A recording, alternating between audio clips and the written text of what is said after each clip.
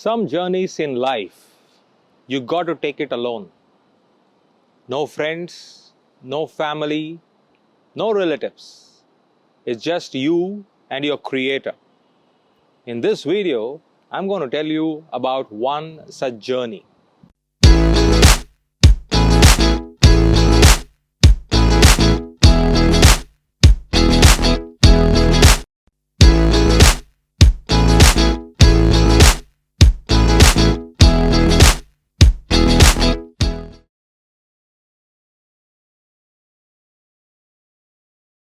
Hey folks, I am CSK and I am your personal coach. Today, I'm going to talk to you about one such journey in life which we all invariably are forced to take alone. No friends, no family, no relatives, just you and your creator. In fact, for the first time, I realized such an incident in my life was in 2000 when I failed in my plus 2. I was alone. All my friends went on to the next class. My relatives did not have anything to do with me because I am a failure. My own family members did not take pride in what I have done. I was all alone. And for those of you who are connecting with me today, I'm sure you must have experienced one incident, at least in your life, which reminds you of that very moment where you were alone and you got to take that journey forward. But let's not make it so melodramatic. Let's look at life with rejuvenated and refreshing eyes. So let's talk about a story. And this story is a very timely story because just recently we completed or we celebrated the Kargil Vijay Divas, right? And Kargil Vijay Divas is a great moment for every Indian, for it brings back fond memories of patriotic fervor. I'm not here to talk to you about Kargil or the war, but I'm going to tell you about a little known fact about the great Indian Army. You know, every 3 months, a major, along with his Jawans, a group of Jawans, are deputed to the gruely heights of the Himalayas to guard our nation. And those of you who have been there, those of you who have gone on a trek to the Everest base camp or any treks to the mountains and the hilly ranges, you know what I'm talking about in terms of challenges. The weather is not at all favorable. It's ice cold, it's chilly. In fact, you wear your skull cap, you have your muffler, and that little gap between the two, when the wind flows or when the wind passes through you, you feel as if a knife is cutting your ears. That's the sharpness of the wind and the temperature. Add to that the high altitude where you have less oxygen and you got to gasp every breath to stay yourself intact, to keep yourself intact, right? So that's the thing. But then our Jawans and our defense personnel are trained for such extraordinary situations and weather conditions. So every 3 months, a major is supposed to carry his team of Jawans, soldiers, and go and guard atop the mountain ranges in the Himalayas. So this story is from the life of one such major and his team of soldiers. So when they were there, they literally wait for those 3 months to get over because the next team takes over and they can go back to more comfortable terrain.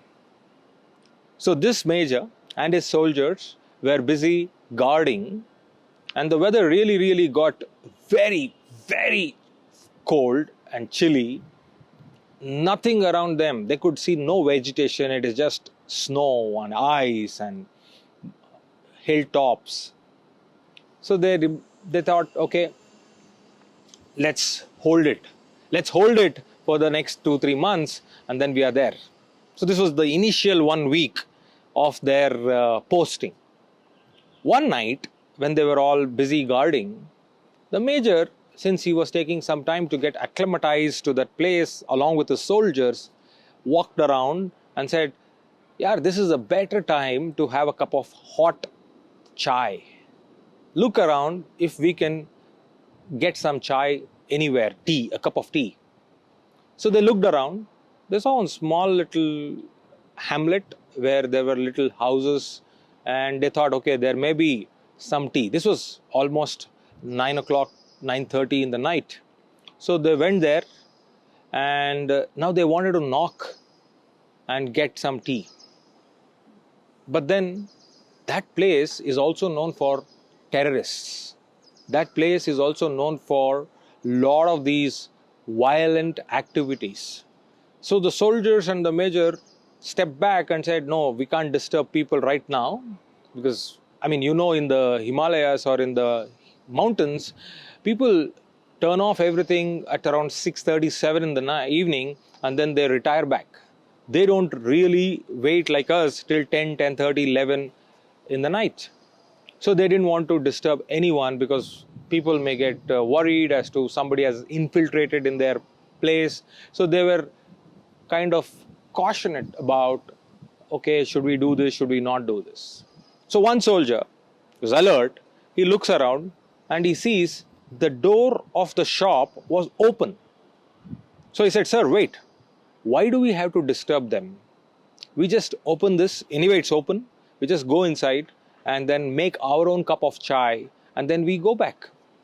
So all of them, after a little bit of discussion, comes to an understanding that that's the wise thing to do that evening. So they open the door slowly, they walk into that particular small little shop, and as luck would have it, it was as though somebody expected these people to come. There was the stove, there was this milk, there was tea leaves, there was water, there was sugar, everything kept. In addition, they also had a couple of packets of biscuits. So all of them were really happy. They stood there, made their hot cup of chai, enjoyed the chai with the biscuits, and then before leaving that place, the major pulls out a 2,000 rupee note, because the chai was worth more than that in that weather. So he pulls out a 2,000 rupee note, keeps it below that sugar box, and all of them go back to their posts. That's it. And then the next morning they go forward, they climb up the hill, and they are not to return for the complete 3 months. Well, when 3 months were over, they were coming back, but this time it was a daytime. So they came back and they stopped at that very shop to grab another cup of chai. And this time, as it was a daytime, the owner of that shop was available, and he was busy serving people with snacks and chai. So the major and the people quickly took their chairs and then called for cups of tea. So the old man, who was the owner of the shop, brought them cups of tea and served them with love. And when the major took the cup of chai and he was sipping, he looked at the old man and said, "Old man, you must be really cursing your fate here, isn't it? Because I have completed 3 months guarding in this terrain, and I was every day waiting, when will I get my chance to go back to more comfortable place? But you people don't have it easy.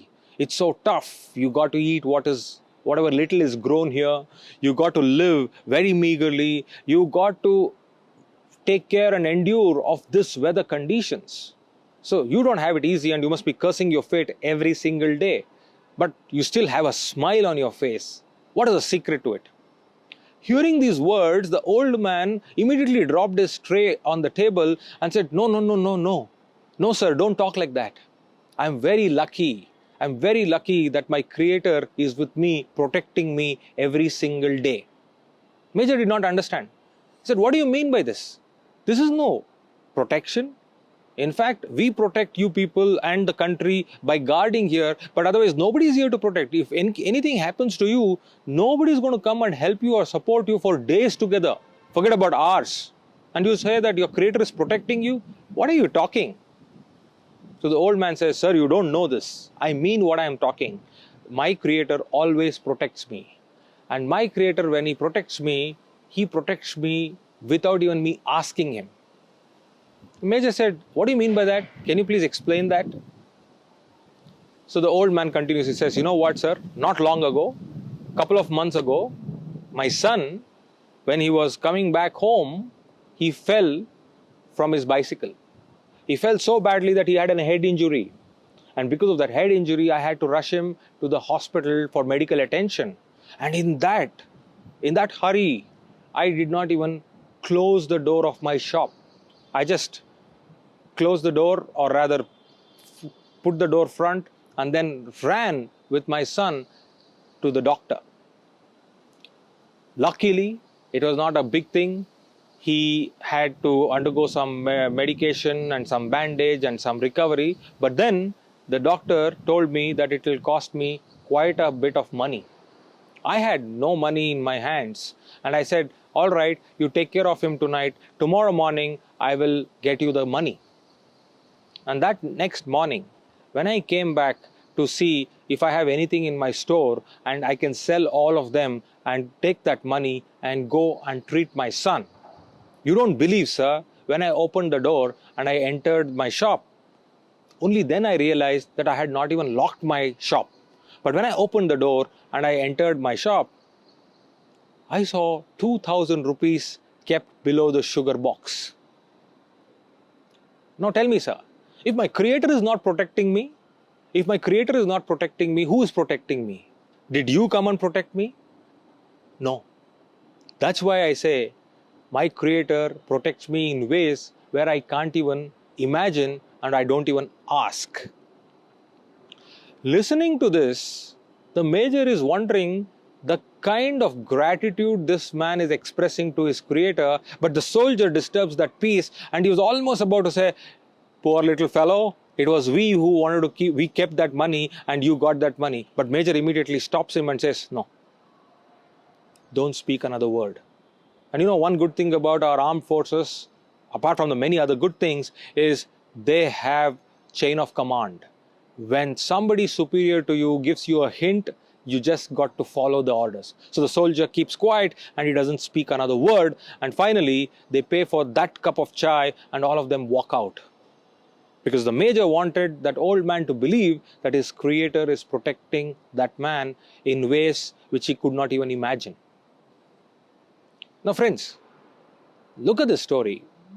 And this story tells you of two important things. One is that self-belief the old man had about his creator and the hope with which the old man approached his job and his day.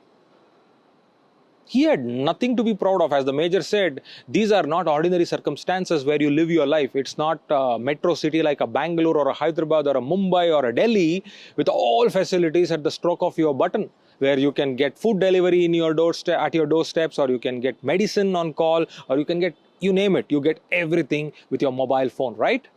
But it's not that. Still, that old man is ready to make his journey alone with self-belief and hope. Now, why am I sharing this story with you? Is look at our life. And when you look at our life, we have almost everything around us. But we don't have these two things, self-belief and hope. And you got to keep those two things to keep going forward and making that journey alone.